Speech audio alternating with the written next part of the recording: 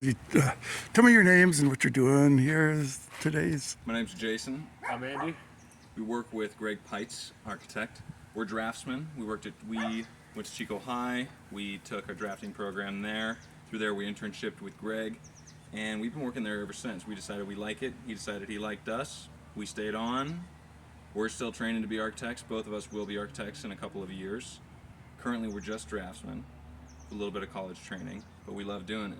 Today we came here to measure some buildings to do a possible remodel addition to this area.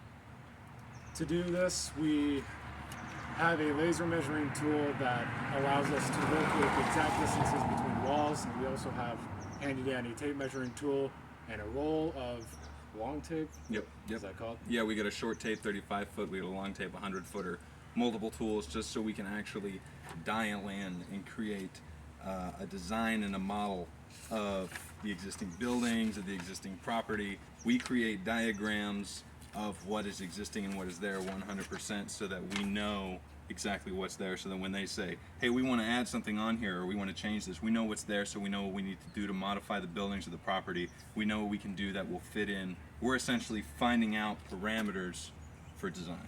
All We right. hit every window size, every door size, every location of window and door. We also go up in the attic access whenever we can to get roof framing as well as wall framing whenever possible, as well as electrical subpanel locations, electrical meter locations, any utilities, water heater, kitchen appliances. We get that as accurate as we can to provide the most accurate as-built floor plans to make the proposed floor plan easier to draft. All right. Well, great. How long did it take you? Well, this took us approximately 5 hours? Yeah, give Yeah. or take. This is 3 small buildings, one of them being more complicated than the other ones. But and measuring can be completely dependent on the house, because you can get a large building that's fairly simple and new construction. So it's everything there is what you expect it to be there. It's like going in there and knowing the part numbers are there. When you go into a new building, every stud that's a 2x4 is really 1.5 by 3.5.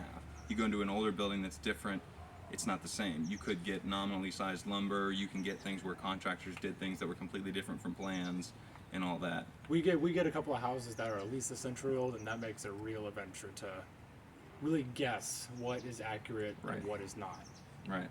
And at the end of the day, eventually sometimes you got to tear into something, but we do everything we can to work around that before starting anything. All And that's right. what we've done here today. Okay. Well, thank you We're very very much. confident with what we got. All right. Thank you.